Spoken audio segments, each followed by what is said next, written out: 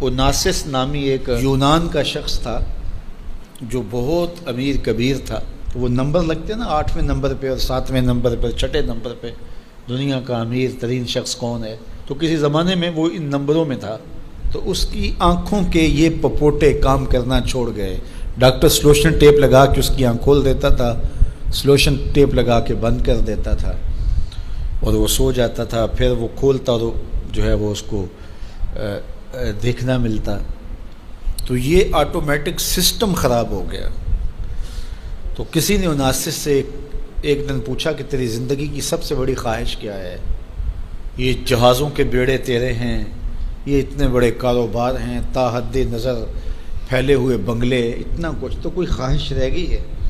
اس نے کہا ہاں، ایک میری خواہش رہ گئی ہے. تو سننے والے نے کہا کہ کیا؟ کہا کاش کہ اپنی آنکھیں اپنی مرضی سے کھول سکوں، یہ میری خواہش ہے.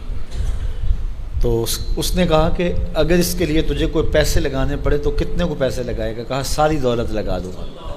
کاش کہ اپنی آنکھیں تو اپنی مرضی سے کھول سکوں. تو میرے ان دوستوں میں سے کئیوں کو آج یہ احساس ہوا ہوگا کہ یہ بھی کوئی نعمت ہے.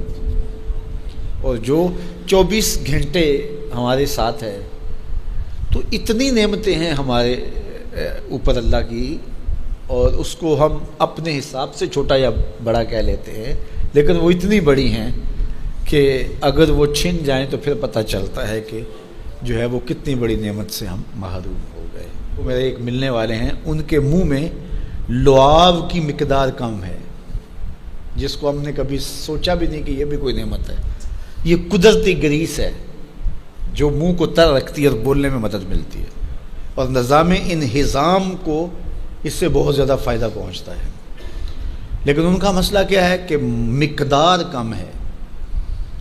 تو اب وہ 5-7 منٹ نہیں بول سکتے، بولیں گے تو جو ہے وہ سارا منہ خشک ہو جائے گا.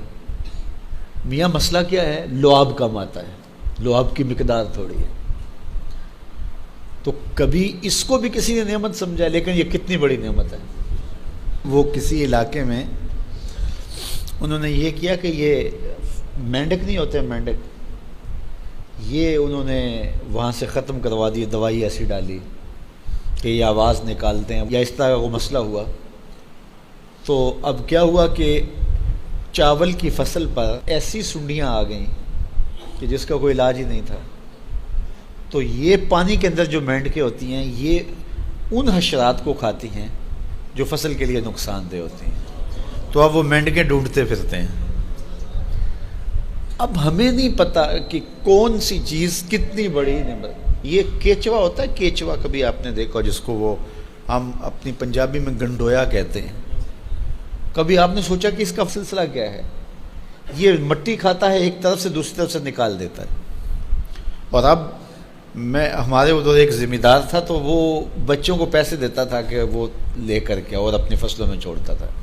اس کو کسی ماہر نے بتایا کہ یہ زمین کی زرخیزی کا جو ہے وہ سبب ہے کہ ایک طرف سے کھاتا ہے، دوسری طرف سے نکال دیتا ہے، اور وہ مٹی اتنی زرخیز ہوتی ہے کہ دوسری مٹی میں جب ملتی ہے تو کیمیائی کھادیں بھی وہ کام نہیں کرتی جو یہ کیچوا کام کرتا ہے. ہمیں پتہ ہی نہیں ہے کہ ہمارے اطراف میں اللہ نے کتنی نعمتیں ہمارے لیے پھیلائی ہوئی ہیں. تو اس لیے اس کا ایک نظام ہے. یہ دنیا کچھ نہیں ہے، اللہ کے قبضے میں سب کچھ. تو سب سے بڑی بات یہ ہے کہ اللہ آپ کو خیر کی راہ عطا کر دے. بس بعض کا جو دنیا کی دولتیں دی جاتی ہیں، یہ آزمائش ہوتی ہیں، یہ آزمائش ہوتی ہیں.